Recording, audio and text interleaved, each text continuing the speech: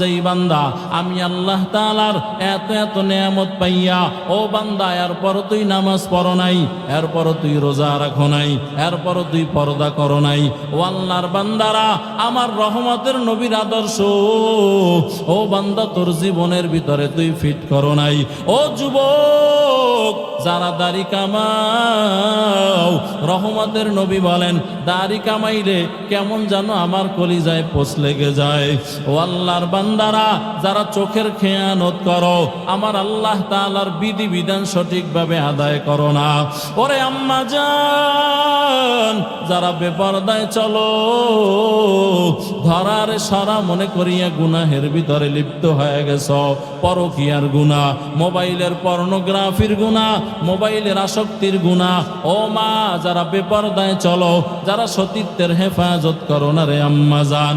ও যুবক যারা যৌবনের হেফাজত করো না, মনে করিও না তোমাকে মনে হয় কোথাও জবাবদিহি করতে হবে না। ও আল্লাহর বান্দারা যেদিন অন্ধকার কবরের বিছানায় পড়ে যাইবা, ওখানে দুইজন ফেরেশতা চলে আসবেন, আইসা প্রশ্ন করবেন রবের পরিচয় দাও, ধর্মের পরিচয় দাও, রহমাতুল লিল আলামিনের পরিচয় দাও।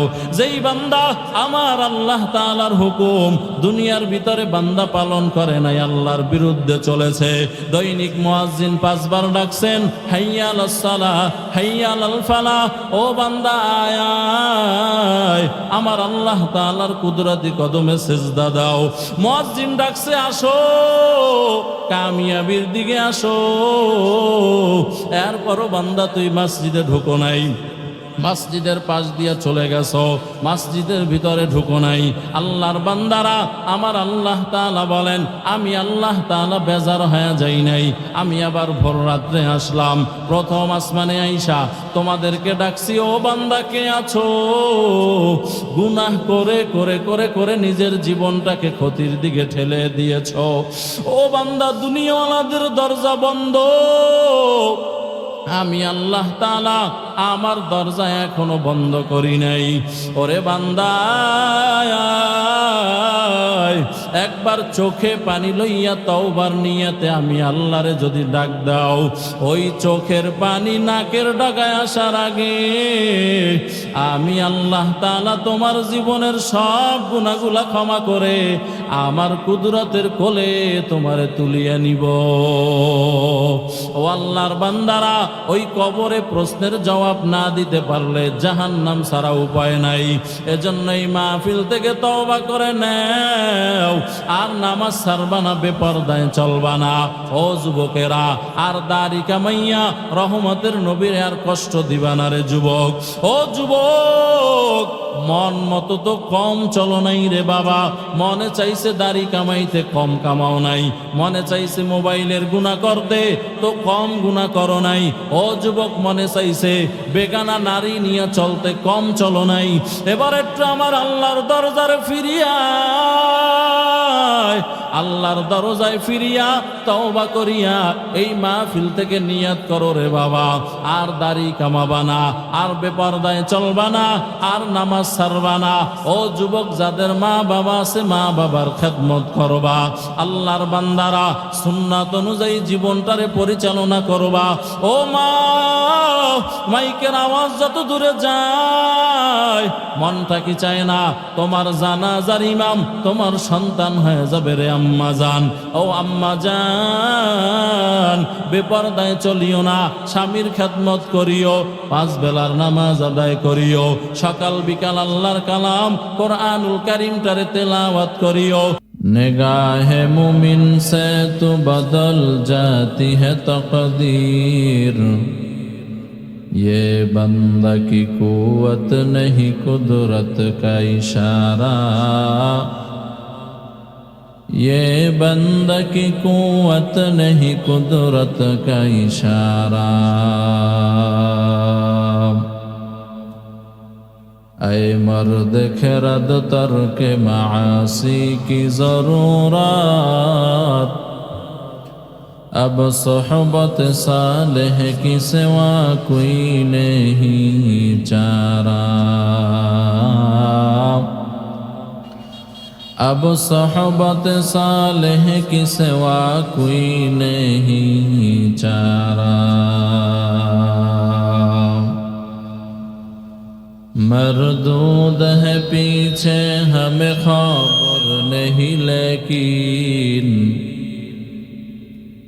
मरदूद है पीछे हमें खबर नहीं लेकिन, एक वक्त में हालाक जो आमाल है सारा,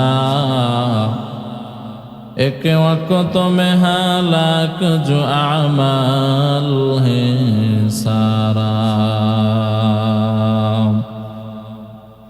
বাঙ্গড্ডা দিঘির পার জামে মসজিদের উদ্যোগে কাউসার, নিশ্চয়ই আমি আমার মাহবুব আমার প্রিয় নবী মুহাম্মদুর রাসূলুল্লাহ সাল্লাল্লাহু আলাইহি ওয়া আলিহি ওয়াসাল্লামকে দান করেছি কাউসার। এ কাউসার মানে হলো হাউজে কাউসার। বলেন এ কাউসার মানে কি? হাউজে কাউসার। হাউজে কাউসার রহমতের নবী বলেন, আমার মিম্বর যেখানে, মসজিদে নববীর মিম্বরের নিজ বরাবর হলো হাউজে কাউসার। সুবহানাল্লাহ পড়েন। আর হাউজে কাউসারের পানি রহমতের নবী পান করাবেন কিয়ামতের বিভীষিকাময় অবস্থায়, যখন মানুষেরা দিক বেদিক ছোটাছুটি করতে থাকবে, আল্লাহ পাকের কহারিয়াতের গরমে সব মানুষগুলা পরেশান হয়ে যাবে, তখন আল্লাহ রসুল সাল্লাল্লাহু আলাইহি ওয়া আলিহি ওয়াসাল্লাম রহমতের নবী নিজের হাতে তার উম্মতদেরকে হাউজে কাউসারের পানি পান করাবেন। একবার যিনি হাউজে কাউসারের পানি পান করবেন, 500 বছর পর্যন্ত তার আর পানির পিপাসাই লাগবে না।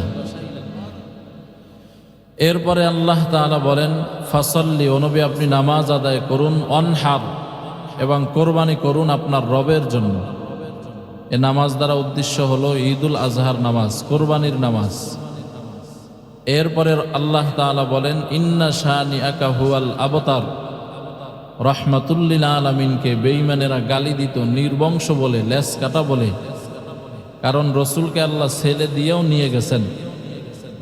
আল্লাহ তাআলা এই গালির জবাব দিচ্ছেন যে নবী আপনাকে যারা নির্বংশ বলে, লেস কাটা বলে, পক্ষান্তরে তারাই নির্বংশ, তারাই লেস কাটা। ঠিক কিনা জোরে বলেন। রহমাতুল্লিল আলামিন বলেন, বুইসতু লিউতাম্মিমা মাকারিমাল আখলাক, আল্লাহ তাআলা আমাকে পাঠাইছেন উত্তম চরিত্র, শিষ্টাচার, আদব শিক্ষা দেওয়ার জন্য। এ হলো আয়াত ও হাদিসের মোটামুটি সংক্ষিপ্ত তর্জমা। এখন কিছু ব্যাখ্যায় চলে যাই। কোরআনুল কারিমে 3টা ছোট ছোট সূরা আছে। কয়টা? সবাই বলেন। একটা হলো সূরাতুল আসর, সবচাইতে ছোট সূরা। এর থেকে আরো ছোট হলো সূরাতুল ইখলাস। আর একটা ছোট সূরা হলো সূরাতুল কাউসার। এই সূরাতুল ইখলাস এটা আল্লাহ তাআলার জন্য খাস, এজন্য এই সূরার নাম হলো শানে ইলাহির সূরা। এই সূরার মধ্যে আল্লাহ তাআলার বরাত্বের বয়ান, আল্লাহ তাআলার তাওহীদের বয়ান, একাত্মবাদের বয়ান। এজন্য এই সূরার দামও বেশি। কেউ যদি সূরাতুল ইখলাস মহব্বতের সাথে একবার পড়ে, রহমাতুল্লিল আলামিন বলেন, তা'দিলু সুলুসাল কোরআন, একবার পড়ার বিনিময়ে আল্লাহ তাআলা কমপক্ষে 10 পারা কোরআন শরীফ পড়ার সওয়াব আমল নামায় লিখে দিবেন। 3 বার পড়লে কয় পারার সওয়াব? 30 পারা। এখন চিন্তা করেন যে দৈনিক আমরা কত সময় অযথা কাটায় দিতেছি, হেলায় খেলায়, বিভিন্ন আড্ডায় বসে বসে কাটিয়ে দিতেছি। কিন্তু এই সূরাতুল ইখলাসের আমল 3 বার পড়তে সর্বোচ্চ 2 মিনিট সময়ও লাগে না। কিন্তু আমার আমল নামায় কি পরিমাণ নেকি আল্লাহ দিবেন চিন্তা করেন। আল্লাহ আমাদেরকে আমল করার তৌফিক আপনি দান করেন। জোরে বলেন না আমিন। মাইকের আওয়াজ যত দূরে যাইতেছে, আমার আম্মা জানেরা যারা শুনতেছেন, আপনাদের কাছে একটি অনুরোধ থাকবে যে আমরা যাতে দৈনিক কমপক্ষে, অনেকে আছেন যে কোরআন শরীফ পড়তে পারেন না, আছে না? কিন্তু সূরাতুল ইখলাস এটা তো কোরআন শরীফের বাহিরে নয়, এটা তো কোরআন শরীফের ভিতরে। শুধু তাই না, রহমতের নবী বলেন সূরাতুল ইখলাস কেউ যদি 10 বার পড়ে, কয়বার? বিসমিল্লাহ সহ পড়তে হবে। কি সহ বলেন? বিসমিল্লাহ সহ। রহমাতুল্লিল আলামিন বলেন এই 10 বার পড়ার বরকতে আল্লাহ তাআলা ওই বান্দার নামে জান্নাতে রেজিস্ট্রি করা বাড়ি তৈরি করে দিবেন। সাহাবী প্রশ্ন করেন, ও রহমাতুল্লিল আলামিন, আমি যদি দৈনিক 100 বার তেলাওয়াত করি তাইলে কি 10টা জান্নাত হবে নাকি? রহমতের নবী বলেন, এই সাহাবী, আমার আল্লাহর কাছে জায়গার কোনো অভাব নাই। ও সাহাবী, যতবার করে 10 করে তুমি আমলটা করবা, আমার আল্লাহ তাআলা প্রত্যেক 10 বিনিময়ে তোমার নামে জান্নাতে বাড়ি বরাদ্দ করে দিবেন। বেহেশতাজা কে আজারে নবাশত কাসে কারে কাসে রাবা নবাশত। এই বাঙ্গোড্ডার মুসলমানেরা, ও যুবক ভাইয়েরা, পর্দার অন্তরালের আম্মা জানেরা, হায়াতের কত সময় হেলায় খেলায় কাটায় দিছ, হায়াতের কত সময় যুবকেরা ফেসবুকে কাটায় দিছ, হায়াতের কত সময় বন্ধুদের আড্ডায় পরে কাটায় দিছ, খেলায় গিয়া কাটায় দিছ, মেলায় গিয়া কাটায় দিছ। ও যুবক, এই হায়াতটাকে তোমার তো খেলায় মেলায় কাটানোর জন্য দেওয়া হয় নাই, ফেসবুক চালাইয়া জিন্দেগি ব্যয় করে ফেলবা এজন্য তোমাকে হায়াত দেওয়া হয় নাই। এই আল্লাহর গোলাম, এই হায়াত দেওয়া হয়েছে, এই হায়াতে জিন্দেগিটাকে আল্লাহর রাস্তায় পরিচালনা করে করে দুনিয়ায় থাইকাই জান্নাত অর্জন করার জন্য। ঠিক নেই? এই আল্লাহর গোলাম, সূরাতুল ইখলাসের বড় দাম। রহমতের নবীর কাছে একদিন জিবরাইল দাঁড়ায় আছেন। জিবরাইল আলাইহিস সালাম রহমাতুল্লিল আলামিনকে বলেন, ও রহমাতুল্লিল আলামিন, আপনার অমুক সাহাবী আপনার কাছে আসতেছেন। সুবহানাল্লাহ, আগামীকালকে পড়িয়েন। নবী কয়, জিবরাইল, তুমি না একজন কি বলে ফেরেশতা, তুমি আমার সাহাবী চিনো কেমনে? জিবরাইল কয়, নবী আরো আশ্চর্য খবর শুনেন, খালি আমি জিবরাইল একা চিনি তা না, এই সাহাবীরে আজরাইলও চিনে। সুবহানাল্লাহ কয় না? আল্লাহ পাকের মুকররব মাশহুর নিকটবর্তী প্রসিদ্ধ 4 জন ফেরেশতা, জিবরাইল, ইসরাফিল, মিকাইল, আজরাইল, এই 4 জন ফেরেশতারা এই বান্দাকে চিনে, এই সাহাবীকে চিনে। ও নবী, তা না, আসমানে যত ফেরেশতা আল্লাহ বানাইছেন সব ফেরেশতারা এই সাহাবীকে চিনে। রহমতের নবী বলেন, এই জিবরাইল কি বলো? কয়, আরো আশ্চর্য খবর শুনেন, ও রহমাতুল্লিল আলামিন, আমার আল্লাহ তো সবাইরে চিনে, তবে এই সাহাবীরে আমার আল্লাহ বিশেষভাবে চিনে। লাম ইয়ালিদ লাম ইউলাদে উলাইকাস ওয়ালিদু মাউলুদে ইউরা খালেকাস। এই সূরাতুল ইখলাসের আমলের দাম কত? রহমতের নবী বলেন, সাহাবী, ও জিবরাইল, আমার এই সাহাবীর কি এমন আমল আছে যে আমলের বরকতে জান্নাতের সব ফেরেশতারা চিনে, জাহান্নামের সব ফেরেশতারা চিনে, প্রথম আসমানের সব ফেরেশতারা চিনে, দ্বিতীয় আসমানের সব ফেরেশতারা চিনে, তুমিও চিনো। ও জিবরাইল ভাই, তোমার আরো 3 জন নিকটবর্তী ফেরেশতা আছে, তারাও চিনে, আমার আল্লাহও চিনে। কারণটা কি? বলে, এই সাহাবীর একটা ভালো গুণ হলো, সাহাবী যখনই সময় পায়, নামাজে হোক নামাজের বাহিরে হোক, প্রত্যেক সময় আমার আল্লাহর মহব্বতে সূরাতুল ইখলাসের আমল করে। বলে এজন্য এই সাহাবীর এত দাম।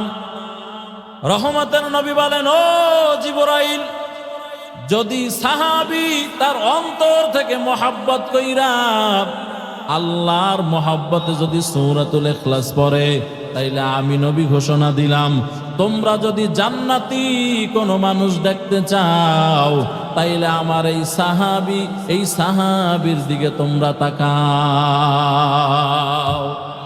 লাম ইয়ালিদ লাম ইউলাদ উলাইকাস ওয়ালিদ মাউলুদ ইউরা খালিকাস খাকবাদ আবো আতিশ বান্দান বমানে তু জিন্দা বাহক মুরদান। আজকের মাহফিলের 1 নাম্বার সবক হলো যে আমরা নিয়মিত সূরাতুল ইখলাসের আমল করব। ইনশাআল্লাহ পড়েন, করব তো ইনশাআল্লাহ। এই আল্লাহর বান্দারা, এই যে দৈনিক আমরা নামাজ পড়ি, নামাজ তো দৈনিক পড়া লাগে না কেন, কিন্তু দৈনিক নামাজ কেন পড়ি? সারা জীবন নামাজ পড়তেছি, কোন দিনের নামাজ কবুল হয়ে যায় আমাদের জানা নাই। এজন্য জীবনের শেষ মুহূর্ত পর্যন্ত নামাজ পড়তেছি, রুকু দিতেছি, সেজদা করতেছি। এই সারা জিন্দেগির একদিনের একটা সেজদা যদি কবুল হয়ে যায়, আমার আল্লাহ তাআলার রহমতের নজর যদি একদিন পড়ে, এর বিনিময়ে আল্লাহ জান্নাতের মেহমান বানায় দিবে। এজন্য বান্দা আমল চালু করো। আম্মা জানেরা, মোবাইলে সময় কম দিও। ও মা, ঘরে রান্না করতেছো, তরকারি কাটতেছো, ঘরের কাজ করতেছো, আম্মা জান জবানের ভিতরে বিসমিল্লাহ সহ সূরাতুল ইখলাসের আমল করো। আল্লাহর বান্দি যতবার 10 করে আমল করবা, রহমতের নবী বলেন তোমার নামে জান্নাতে আমার আল্লাহ বাড়ি তৈরি করে দিবেন। এই আল্লাহর বান্দারা, সূরাতুল ইখলাসের ব্যাপারে আরো অনেক লম্বা কথা আছে, এখানে ছেড়ে দিলাম। তবে নিয়াত করে নেন, ইনশাআল্লাহ আজকে থেকে এই সূরাতুল ইখলাসের আমলটা ছাড়ব না, নিয়মিত চালায়া যাব ইনশাআল্লাহ। জোরে আওয়াজ দিয়ে বলেন, এই আল্লাহর গোলাম, এই সূরার মধ্যে আমার আল্লাহ তাআলা ছাড়া ভিন্ন কারো আলোচনা নাই। কুল হুয়াল্লাহু আহাদ আল্লাহুস সামাদ লাম ইয়ালিদ ওয়া লাম ইউলাদ ওয়া লাম ইয়াকুল লাহু কুফুয়ান আহাদ।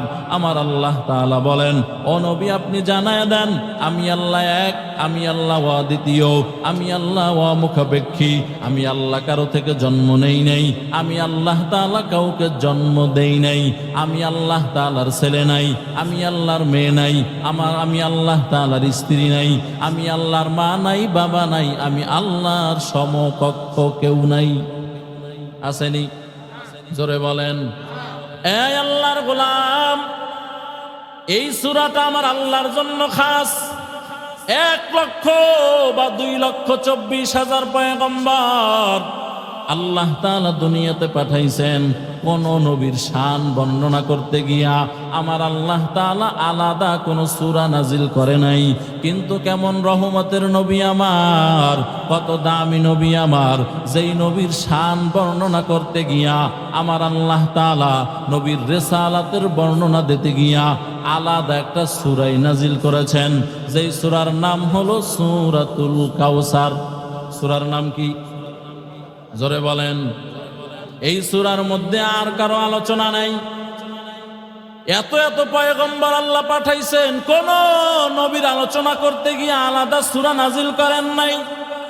হয়তো এক জায়গায় বলেছেন আর ভিন্ন কোথাও আলোচনা নাই, অথবা 2 জায়গায় 3 জায়গায়, কিন্তু নবীর শান বলতে গিয়া আমার আল্লাহ তাআলা কোরআনুল কারীমে বারবার আয়াত নাজিল করেছেন। লাকাদ কানা লাকুম ফি রাসূলিল্লাহি উসওয়াতুন হাসানা, নবীজির শানের বয়ান। ওয়া ইন্নাকা লাআলা খুলুকিন আযীম, নবীজির শানের বয়ান। মা কানা মুহাম্মাদুন আবা আহাদিম মির রিজালিকুম ওয়ালাকিন রাসূল ওয়া খাতামান নবিয়্যিন ওয়া কানা আল্লাহু বিকুল্লি শাইইন আলিমা, নবীজির শানের বয়ান।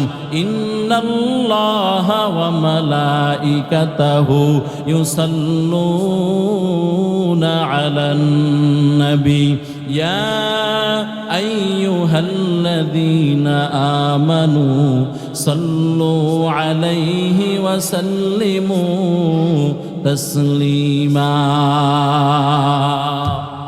নবীজির শানের বয়ান। এই আল্লাহর গোলাম তরজমা করার সময় নাই। সুবহানাল্লাযী আসরা বিআবদিহি লাইলাম মিনাল মাসজিদিল হারাম ইলাল মাসজিদিল আকসা আল্লাযী বারাকনা হাওলাহু লিনুরিয়াহু মিন আয়াতিনা ইন্নাহু হুয়াস সামিউল বাসীর।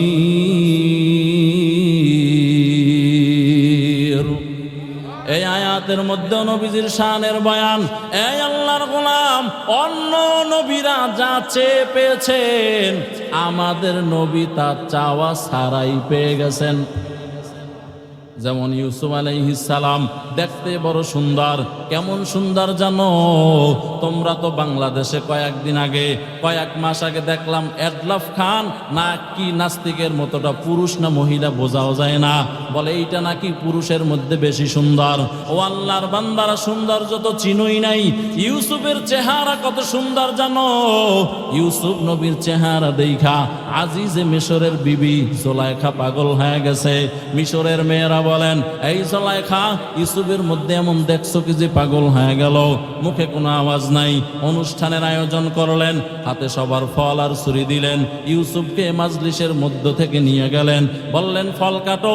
ইউসুফের চেহারা এই পরিমাণ সুন্দর, আল্লাহ তাআলা এই পরিমাণ সৌন্দর্য দান করেছেন। অন্ধকার রাত্রে যদি ইউসুফ পয়গম্বর হারতো, তার চেহারার আলোতে সামনের রাস্তা আলোকিত হয়ে যাইত। এই পরিমাণ আল্লাহ সৌন্দর্য নূর দান করেছেন। এই পরিমাণ সৌন্দর্য ইউসুফ আলাইহিস সালাম। ও আল্লাহর গোলাম, ওই মিশরের মেয়েরা ইউসুফকে দেখা হাত কেটে ফেলেছেন, ফল কাটতে পারেন নাই।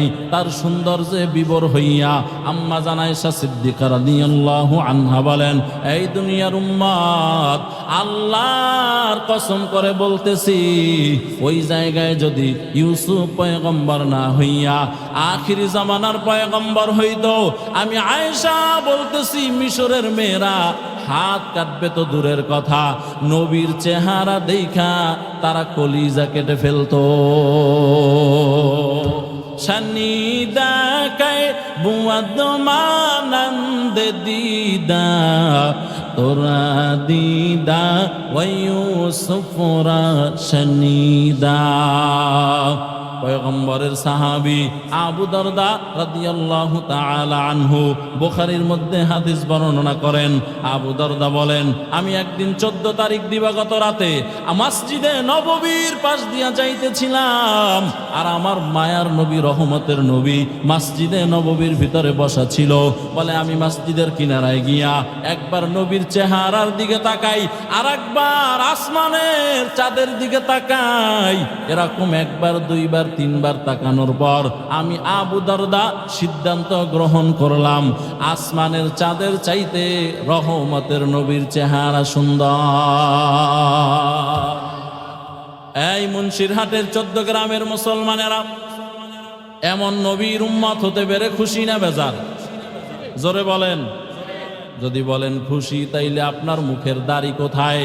যদি বলেন খুশি, এমন নবীর আদর্শের উম্মত হতে পেরে খুশি। ও যুবক, তোমার মাথার চুল এলোমেলো কেন? ও আল্লাহর বান্দারা, নবীর সুন্নাত পাইয়া যদি খুশি হও, নবীর আদর্শের উম্মত হতে পেরে যদি খুশি হও, এই হাজী সাহেব বলো, তোমার বাড়িতে বিবাহের অনুষ্ঠানে বড় বড় গেট কেন? ডেক্সের আওয়াজের বাড়ি কেন? কথা বলেন না কেন? মুখে মুখে খুশি খালি না, খালি মরেন, চোখ বন্ধ হোক, আউযুবিল্লাহ সারা বিধান শুরু হইল। এই আল্লাহর বান্দারা রাগ করতেছেন? জোরে বলেন। এই আল্লাহর গোলাম, দুনিয়ার লাইনে তাকাইয়া দেখেন, যারা আওয়ামী লীগ করে, আওয়ামী লীগ তো এখন খালে পড়ছে, নদীতে নৌকা ডুবে গেছে, আবার কবে ভাইসে উঠবে আল্লাহই জানে, ঠিক না?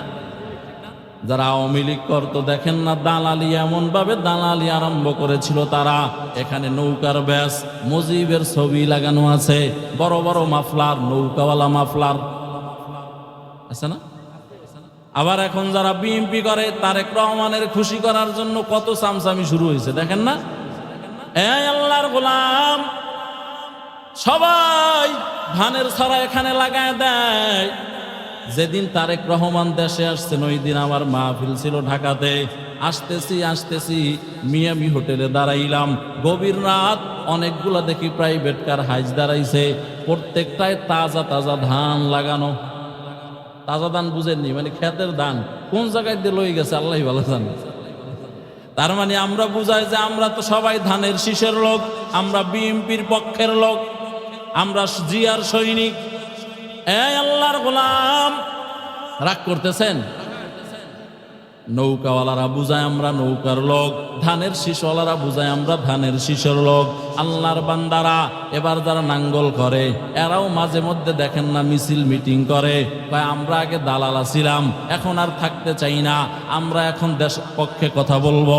এরাও আবার যারা নাঙ্গল পার্টি, এরাও নাঙ্গল বুকে লাগাইয়া হাঁটে, এরশাদ চাচার ছবি নিয়ে হাঁটে। আল্লাহর বান্দারা, এই যে দুনিয়ার লাইনে বুঝলেন, আখিরাতের লাইনে বুঝো। রহমতের নবীর একটা আদর্শের টুপি আছে, এটা রহমতের নবীর আদর্শের সুন্নতের লঘু, এই টুপিটারে মাথায় লাগাও। রহমতের নবীর আদর্শের আপনার চুল কাটার আদর্শ আছে, এই আদর্শ দিয়ে বান্দা চুলটারে কাটো। রহমতের নবীর আদর্শের লঘু হলো বান্দা দাড়িটারে লম্বা করো। ও আল্লাহর গোলাম, লম্বা লম্বা জামা গায়ে লাগাও। এগুলা রহমতের নবীর আদর্শ। দুনিয়ার লাইনে বুঝলেন, আখিরাতের লাইনে কেন বুঝতে চান না? এজন্যই তো কিতাবের মধ্যে পাওয়া যায়, রহমাতুল লিল আলামিন বলেন, আমার উম্মতেরা লাইন দিয়া যখন হাউজে কাউসারের পানি পান করবে, আমার আল্লাহ তাআলা তার কুদরতে কিছু উম্মতের মাঝে আর আমার মাঝে পর্দা ফালায়া দিবেন। এরপরে আমি ওই উম্মতেরা জিজ্ঞাসা করবে, ও নবী আমার, আপনার মাঝে আমার মাঝে পর্দা কেন? রহমতের নবীকে ফেরেশতারা বলবেন, এই রহমাতুল লিল আলামিন আপনার এই উম্মতগুলা দুনিয়ার মধ্যে আপনার সুন্নাত মেনে জীবন যাপন করে নাই, তার মাথার মধ্যে আপনার সুন্নাতের আদর্শের টুপি ছিল না, তার চুলের মধ্যে বেঈমানের কাটিং ছিল, তার চুলের মধ্যে আপনার সুন্নতের আদর্শ ছিল না, তার দাড়িটা লম্বা ছিল না, সারাটা জীবন গণতন্ত্রের পিছনে দৌড়াইয়া জিন্দেগি ক্ষয় করেছে। রহমতের নবী আবার তাদেরকে বলবেন, সুহকান লিমান গায়্যারা মিন বাদি, ও বান্দা তুমি ভেগে যাও, আজকে আমার কাছে তোমার কিছুই নাই। নাউজুবিল্লাহ, জোরে পড়েন। এই আল্লাহর গোলাম, এজন্য কারে মাইনা জিন্দেগিটাকে চালাবেন এটা আগে ঠিক করেন। যদি রহমতের নবীর আদর্শে আপনার প্রত্যেকটা কাজ হয়, সেটা যেটাই হোক, আপনি খাবার খাবেন, ওখানে যদি রহমতের নবীর আদর্শ হয়, দস্তারখান বিছাইয়া খানা খান, বিসমিল্লাহ বলে খান, আলহামদুলিল্লাহ বলে শেষ করেন। মায়ার নবী বলেন, এই যে খাবারটা বান্দা তুমি গ্রহণ করলা, এই খাবারটাও হবে বান্দা নেকের পাল্লায় ওজন দেওয়া হবে। তো কো যাও সুন্নতে আহমদ কো যা বা মোহাম্মদ কাইবুয়াদ নিসবত তোরা কার শৈতা মিকুনি নামত ওলি গরওয়ালি লানতাস্তাই বরওয়ালি। এ আল্লাহর গোলাম, কেমন মায়ার নবী আমার হযরত ঈসা আলাইহিস সালাম, তার মুজিজা ছিল। ঈসা পয়গম্বর কোন মৃত প্রাণীকে যদি বলতেন কুম বিইজনিল্লাহ, সাথে সাথে দাঁড়ায়া যাইত।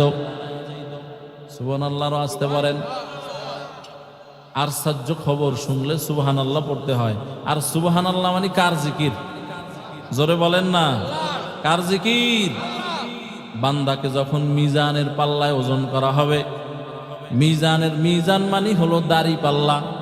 কি পাল্লা? হ্যাঁ, দাড়ি পাল্লা নিয়ে তো এখন মার্কাও আছে না।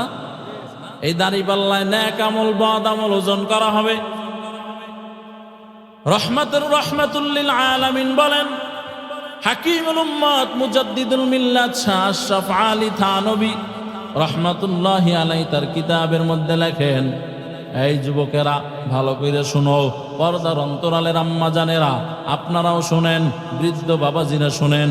এই জিব্বাটার একটা কাজ আছে। জিব্বার কাজ হলো বেশি বেশি পরিমাণে আল্লাহর জিকির করা। সুবহানাল্লাহ আল্লাহর জিকির, আলহামদুলিল্লাহ আল্লাহর জিকির, আল্লাহু আকবার আল্লাহর জিকির, লা ইলাহা ইল্লাল্লাহ আল্লাহর জিকির, ইল্লাল্লাহ আল্লাহর জিকির। আর ইসমে জাতের জিকির হলো আল্লাহ আল্লাহ আল্লাহ, এটাও আল্লাহর জিকির। এই জিকিরগুলা বেশি বেশি পরিমাণে করো।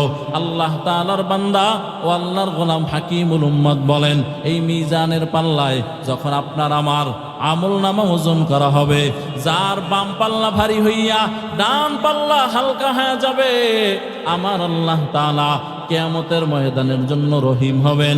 আমরা সূরা ফাতিহার মধ্যে পড়ি, আলহামদুলিল্লাহি রাব্বিল আলামিন আর রহমানির রহিম, রহমানাদ দুনিয়া রহিমাল আখিরা। আল্লাহ হবেন কিয়ামতের ময়দানের জন্য রহিম। আমার আল্লাহ বলবেন, ফেরেশতা দেখ এই বান্দার আমল নামায় কোনো জিকির আছে কিনা। যদি জিকির থাকে ফেরেশতা তালাশ করবেন, তালাশ কইরা কইরা দেখবেন আজকে এই 17 জানুয়ারি বাঙ্গোড্ডা বাজারের, বাঙ্গোড্ডা কি বলে, দিগিরবার মসজিদের মাহফিলে আল্লাহর বান্দা আপনি বসে বসে সুবহানাল্লাহ পড়ছেন, আলহামদুলিল্লাহ পড়ছেন। আমার আল্লাহ তাআলা বলবেন, ও ফেরেশতা এইটা একটা কাগজের মধ্যে লেখো, কাগজের মধ্যে লেখা এরপরে ডান পাল্লায় দিয়া আবার দাড়ি পাল্লা ওজন করো, ডান পাল্লায় দিয়া আবার যখন ওজন করা হবে, হাকিমুল উম্মত বলেন আল্লাহর জিকিরের নামের বরকতে ডান পাল্লা ভারী হইয়া বাম পাল্লা হালকা হয়ে যাবে। এজন্য জিকির করব তো ইনশাআল্লাহ। জোরে বলেন, বলেন আল্লাহু আল্লাহ, জিক্রে খোদা সে কলব জবা জিন্দা করো। আল্লাহু আল্লাহ, আল্লাহু আল্লাহ, আল্লাহু আল্লাহ, আল্লাহু আল্লাহ, জিক্রে খোদা সে কলব জবা জিন্দা করো। আল্লাহু আল্লাহ, আল্লাহু আল্লাহ, আল্লাহু আল্লাহ, আল্লাহু আল্লাহ, আল্লাহু আল্লাহ, জিক্রে খোদা हर दम तू हर जामे करते रहो। जिक्रे खुदाए मरदूद से हामी दायर हो। करते करते दिल दुनिया में जो है खेल सबको भूला। अल्लाहु अल्लाह, अल्लाहु अल्लाह, अल्लाहु अल्लाह, अल्लाहु अल्लाह, जिक्रे खुदा से क़ल्बो ज़बा जिंदा करो। अल्लाहु अल्लाह, अल्लाहु अल्लाह, अल्लाहु अल्लाह, अल्लाहु अल्लाह, अल्लाहु अल्लाह, सोहबत में रहमत निस्बत तरीकत को भी न छोड़। इस्लाह बातिन नजरे सादिकीन से हो बेजरूर। सोहबत में रहमत निस्बत तरीकत को भी न छोड़। इस्लाह बातिन नजरे सादिकीन से हो बेजरूर। अहले दिल से मिलो अपनी आप को भूलो। अहले दिल से मिलो अपनी आप को भूलो। जिक्रे इलाह अल्लाहु अल्लाह, अल्लाहु अल्लाह, अल्लाहु अल्लाह, अल्लाहु अल्लाह, जिक्रे खुदा से क़ल्बो ज़बा जिंदा करो। अल्लाहु अल्लाह। করবো তো আল্লাহর জিকির, হ্যাঁ কই এখনই তো করলেন না, সব জবানে তালা লাগাই রাখছেন। যেই তালে বিড়ি টানেন জিকির আইব কেমনে? হ্যাঁ, আর সিলেটেরা যেই তালে পান চাবায়, ওরে সুবহানাল্লাহ। 3-4 দিন আগে গেছিলাম সিলেট মৌলভী বাজার, ওয়াজের মাঠে পানের ডিব্বে লই গেছে, বুঝছেন, একটার পর একটা খালি চুলায় ঢুকাই দিয়েছে, ব্রেক ফিল্ডের চুলা তো, বুঝেন না? এই জবানটা আল্লাহ দিছেন পান আর বিড়ি খাওয়ার জন্য না? তো কেন দিছেন বলেন? আল্লাহর জিকির করার জন্য। কার জিকির? আল্লাহ আমাদেরকে তৌফিক আপনি দান করেন। তারা এজন্য রহমতের নবীকে আমার আল্লাহ তাআলা না চাইতে অনেক কিছু দিয়ে দিছেন। পয়গম্বর ঈসা, তার মুজিজা ছিল কোন মরা জিনিসকে, মৃত জিনিসকে কুম বিইজনিল্লাহ বললে সাথে সাথে দাঁড়ায় যায়। কিন্তু আপনার আমার নবী, মায়ার নবী, রহমতের নবী একটা খেজুর গাছের সাথে হেলান দিয়া খুতবা প্রদান করতেন। মহিলা একজন সাহাবিয়া তার একজন কৃতদাস পাঠায় দিল, গোলাম পাঠায় দিল, যাও আমার মায়ার নবীকে গিয়া বলো আমি একটা মিম্বর হাদিয়া দিতে চাই, কাঠ দিয়া বানাইয়া। লম্বা ইতিহাস। রহমতের নবীর কাছে বললেন, নবী অনুমতি দিলেন। মিম্বর বানাইয়া মসজিদে নববীর ভিতরে মিম্বর ঢুকাইলেন, খেজুর গাছটাকে সরাইয়া দিলেন। মায়ার নবী শুক্রবার দিন রহমতের নবী আমার যখন মিম্বরের উপরে উঠলেন, শোনে পিছন থেকে মরা খেজুর গাছ ছোট বাচ্চার মতো ফোপায়া ফোপায়া কান্না করতেছে। রাহমাতুল লিল আলামিন মিম্বর থেকে উঠা সন্তানকে যেমন বাবা কোলে নেয়, এই খেজুর গাছটাকে রহমতের নবী ওইভাবে কোলে নিয়েছেন। কোলে নিয়ে বলেন, খেজুর গাছ আঞ্জা করে ধরেছেন। ও খেজুর গাছ, তুমি কি চাও? এমন কান্না করো কেন? খেজুর গাছের জবান আমার আল্লাহ তাআলা খুলে দিয়েছেন। বলে, ও মায়ার নবী আমার, আপনার পবিত্র শরীর আমার সাথে এতদিন লেগেছিল, এই লেগে থাকার বরকতে আমি মরা খেজুর গাছকে আল্লাহ জীবিত বানায় দিছেন। উস্তুনে হান নানা আজ হাজরে রসুল নালামি জাদ হাম চুনি আর বাবে উকুল। রহমতের নবী বলেন, ও খেজুর গাছ কান্না করো, বলো তুমি আমার কাছে কি চাও? বুঝলাম তো আমার বিরহ বেদনায় কান্না করো। এবার খেজুর গাছ বলেন, ও নবী আমার, আমি আপনার সাথে জান্নাতে থাকতে চাই। রাহমাতুল লিল আলামিন এই খেজুর গাছটাকে দাফন করে দিলেন। যারা উমরায় আর হজে গিয়েছেন, আজও মসজিদে নববীর পাশে একটা খুঁটি দাঁড়ানো আছে, যেখানে লেখা আছে মাকামে উস্তুনে হান্নানা, অর্থাৎ যেই খেজুর গাছটা কান্না করেছেন ওটাকে ওখানে দাফন করা হয়েছে। রহমতের নবী বলেন, কিয়ামতের ময়দানে এই খেজুর গাছ দাঁড়ায় যাবেন, আর আমার সাথে খেজুর গাছও জান্নাতের মেহমান হয়ে যাবে। নবীর শরীরে খেজুর গাছ, মরা খেজুর গাছ নবীর ছোঁয়ার, শরীরের ছোঁয়ার বরকতে জিন্দা হয়ে যায়। আল্লাহু আকবার জোরে আওয়াজ দিয়ে বলেন, এরে আল্লাহর গোলাম, কেমন দামি নবী আমার, যেই নবীর সাথে সাপ কথা বলে। হিজরতের রাতে সাপ কথা বলেছেন, লম্বা ঘটনা এখানে আছে। কেমন মায়ার নবী আমার, যার সাথে হরিণী কথা বলে। আল্লাহর বান্দারা যার সাথে গাছ কথা বলে, যার সাথে মাছ কথা বলে। রহমতের নবী রাস্তা দিয়া চলতেছেন, ডানে বামের থেকে সালাম আর সালাম। সাহাবায়ে কেরাম বলেন, ও রাহমাতুল লিল আলামিন, কোন কিছুই তো দেখা যায় না, এত সালাম কোন জায়গার থেকে আসে? রহমতের নবী বলেন, ও সাহাবী, আমি শুধু তোমাদের নবী না, আমাকে তো আল্লাহ রাহমাতুল লিল আলামিন বানায় পাঠাইছেন। আমি গাছেরও নবী, আমি মাছেরও নবী, আমি জংলার হিংস্র প্রাণীদেরও নবী। এজন্য গাছ আমারে সালাম দেয়, জংলার প্রাণীরা আমি নবীর আগমনে সালাম দেয়। ইমামুল আউয়ালিন আল আখিরিন বহরে সাদকা রাহমাতাল লিল আলামিন। ইমামুল আউয়ালিন আল আখিরিন নূরে আলম রাহমাতাল লিল আলামিন।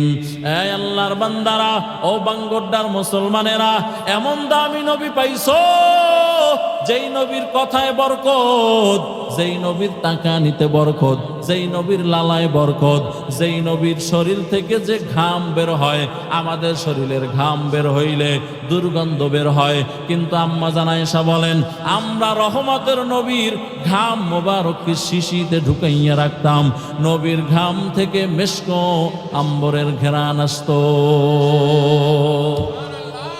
এই আল্লাহর বান্দারা, সুবহানাল্লাহ বললে হক আদায় হবে না। এই নবীর সাথে মোহাব্বত লাগাও, মোহাব্বত লাগাও, নবীর অনুসরণ আর অনুকরণ করো, কদমে কদমে কদমে কদমে রহমতের নবীর সুন্নাতের অনুসরণ করো।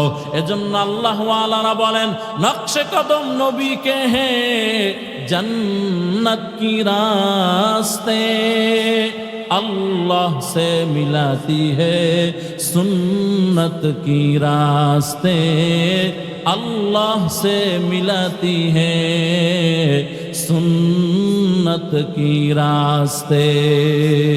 সুন্নতের বিপরীতে চইলে আল্লাহ পাওয়া যাবে না। সুন্নতের আমল করো, রাস্তা দিয়া চলো, সালাম দাও। রসুল আরবি বলেন যে আগে সালাম দেয় সে অহংকার থেকে মুক্ত।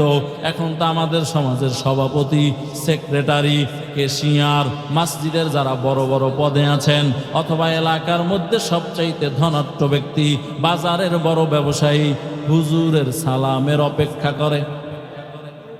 কি ঠিক আছে? আসতে বলেন যে কি গায়ে লাগছে নাকি? সালামের জন্য অপেক্ষা করা সেটা অহংকারীর ভাব। আর সালাম যে আগে দেয় সে অহংকার মুক্ত। আপনি খালি হুজুরের ভুল ধরেন, হুজুরে সালাম দেয় না, তা আপনি দেন না কেন? হ্যাঁ, আপনি আগে সালাম দেন। এই আল্লাহর গোলাম, ঘরে ঢুকেছেন, আপনার বিবি আছে, আপনার ছেলে মেয়েরা আছে, খালি বউয়ের দোষ ধরে কয় বউ আমারে মহব্বত করে না, ভালোবাসে না। আপনি তো ভালোবাসা শিখিনি নাই। আল্লাহর বান্দা, রহমতের নবী ঘরে ঢোকার সময় সালাম দিতেন। সালাম মানে শান্তি। সালাম দিয়ে যখন ঢুকবেন আপনি শান্তি নিয়ে ঢুকলেন, আর ঝগড়া হবে না। ঢুইকে এবার সালাম দিয়ে মুসাফা করেন, সন্তানের সাথে মুসাফা করেন, মুআনাকা করেন। আল্লাহর বান্দারা দেখবেন যে আপনার ঘর শান্তি আর শান্তি। আমি যখন বাসা থেকে বের হই, আলহামদুলিল্লাহ, একটা মেয়ে আছে 10 বছর, ছেলে একটা আছে 6 বছর। দোনোজনার সাথে সালাম দিয়ে মুসাফা করি। ম্যাডামের সাথে মুসাফা, আর একটার বয়স হলো 4 মাস, এটার সাথেও মুসাফা করি। ছোট সময় থেকেই শিখাইতেছি। এখন আর আমি বলা লাগে না। কোনোদিন যদি ভুলে যাই, আমার ছেলে আর মেয়ে বলে আব্বু তুমি তো সালাম দাও নাই, আজকে কি সালাম দিবা না, মুসাফা করবা না? ও আল্লাহর বান্দারা, আপনি আদর্শওয়ালা হয়ে যান, আপনার ঘর এমনি আদর্শওয়ালা হয়ে যাবে।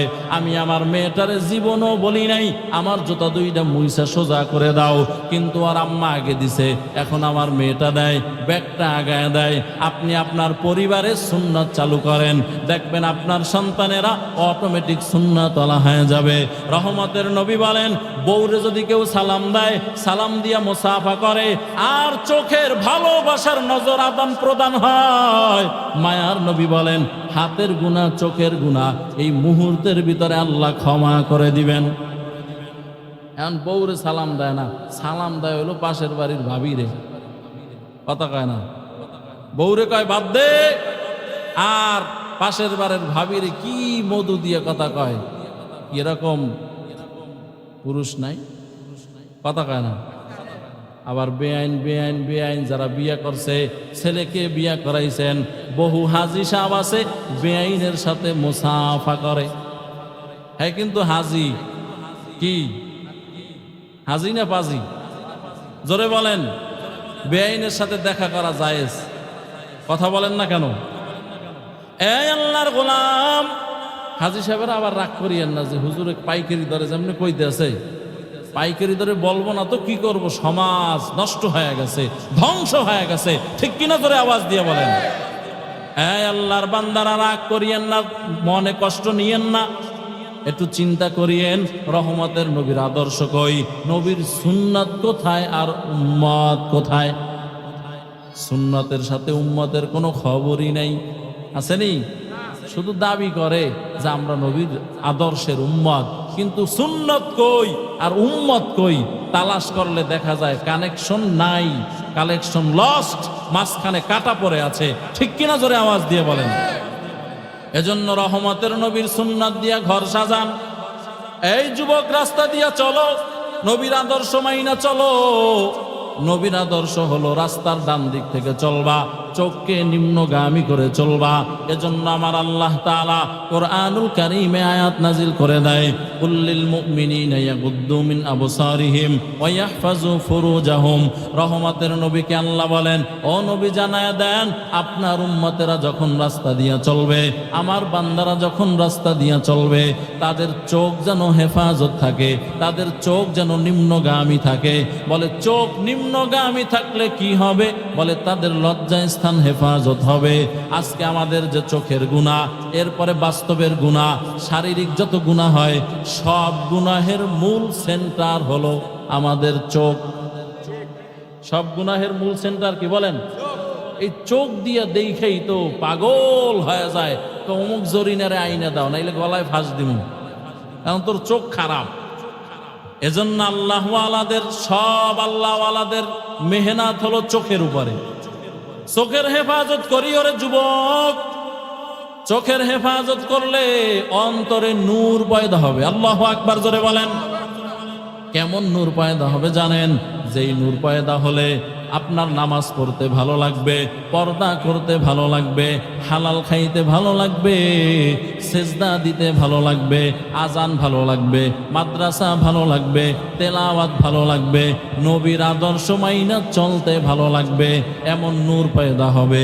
বেগানার থেকে একবার কেউ যদি নজর হেফাজত করে, আল্লাহর বান্দা হোসাইন আহমদ মাদানী রহমাতুল্লাহি আলাইহি তার কিতাবের মধ্যে লেখেন, এই একবার যে বেগানার থেকে চোখ হেফাজত করলো, এর বিনিময়ে আমার আল্লাহ তাআলা 10,000 রাকাত তাহাজ্জুদের নেকি দান করবেন। কয় হাজার? আমাদের আম্মা জানেরা, তারা যখন রাস্তা দিয়া চলবে, শুধু পুরুষদের জন্য আল্লাহ পাক বিধান দিছেন তা না।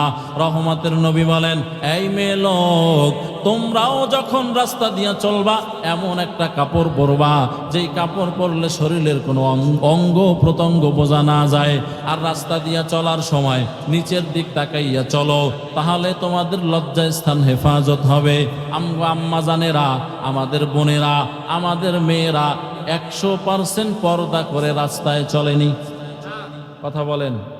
যারা না বলছেন, এগো কারো ছেলে, কারো মেয়ে, কারো পুত্রবধূ, কারো স্ত্রী, কারো বোন, এরাই তো বেপর্দায় চলেন। ঠিক নেই? আচ্ছা, পর্দা করা কি নফল না সুন্নাত না ওয়াজিব? জোরে বলেন। ফরজ মানে কি ছাইড়া দেওয়া যায়? হ্যাঁ। শেষ কথা হলো, লাইটওয়ালা লাইট বানাইছেন, একটা ক্যাটালগ দিয়ে দিছেন, ক্যাটালগ অনুযায়ী চালাও, না হয় লাইট চলবে না, নষ্ট হয়ে যাবে। মাইকওয়ালা মাইক বানাইছেন, একটা ক্যাটালগ দিয়ে দিছেন, এইভাবে চালাও, উল্টা চালাইবা ইউনিট কেটে যাবে, মাইক নষ্ট হয়ে যাবে। মোবাইলওয়ালা মোবাইল বানাইছেন, ক্যাটালগ দিয়ে দিছেন, এইভাবে চালাও, বিপরীতে চালাইবা, তোমার মোবাইল নষ্ট হয়ে যাবে। ও আল্লাহর গোলাম, আমার আল্লাহ তাআলা এই মানুষটারে বানাইয়া দুইটা ক্যাটালগ আমার আল্লাহ তাআলা জমিনে পাঠায় দিছেন। একটা থিওরিক্যাল পদ্ধতি, থিওরিক্যাল পদ্ধতির নাম হলো কোরআন, আর একটা হলো প্র্যাকটিক্যাল পদ্ধতি। প্র্যাকটিক্যাল পদ্ধতি হলো নবী মুহাম্মদুর রাসূলুল্লাহ সাল্লাল্লাহু আলাইহি ওয়া আলিহি ওয়াসাল্লাম। মায়ার নবী দেখায় গেছেন, এই উম্মতেরা, তোমরা তোমাদের চোখ দুইটাকে কোন জায়গায় ব্যবহার করবা, হাত দুইটাকে কোন জায়গায় ব্যবহার করবা। আমার আল্লাহ তাআলা বড় আদর করে দিয়েছেন কান। কত মানুষ আছে ডানে বামে, কানে শুনতে পারে না, আমরা বয়রা বলে ডাকি। কত মানুষ আছে আমার আল্লাহ জিহ্বা দিয়েছেন, চেহারাটাও বড় সুন্দর, কিন্তু আল্লাহর বান্দা কথা বলতে পারে না। কত মানুষ আছে চেহারাটা বড় সুন্দর, কিন্তু আমার আল্লাহ তাআলা ওই বান্দাকে দেখার শক্তি দেয় নাই। আছে না নাই? ওই বান্দা বিয়াও করে, ঘর সংসার করে, তার স্ত্রী ডেকে ডেকে বলে, ও স্বামী আমার, তোমার চেহারাটা বড় সুন্দর। তার ছেলে সন্তানেরা বলে, ও আব্বু, তোমার চেহারাটা সুন্দর, কিন্তু অন্ধ বান্দা চোখের পানি ছেড়ে ছেড়ে কান্না করে আর বলে, রে সন্তান, তুই তো বলো আমার চেহারাটা সুন্দর, কিন্তু আমি নিজে তো আমার চেহারাটা দেখতে পারি না। ও আল্লাহর বান্দারা, এই 3.5 হাত বডিটা কেমনে চালাবা? আল্লাহ 2টা পদ্ধতি দিয়ে দুনিয়াতে পাঠায় দিছেন। ও বান্দা, এটাকে মেনে মেনে রহমতের নবীর আদর্শ মেনে মেনে জিন্দেগি চালাও। চোখ 2টা চালাও, হাত 2টা চালাও, তোমার জবানটা চালাও, তোমার পা 2টা চালাও। এরে আল্লাহর গোলাম, আর থিওরিক্যাল পদ্ধতি কোরআনুল কারীম মেনে মেনে বান্দা তোমার জীবনটা চালাও। এইভাবে জীবনটা চালাইয়া যদি মরণের বিছানায় পড়িয়া যাও, আমার আল্লাহ তাআলা বলেন, বান্দা তুই মরতে দেরি হবে, আমার জান্নাতি নিয়ামত তোর কবরে পৌঁছাইতে আমি আল্লাহ দেরি করব না। আর পক্ষান্তরে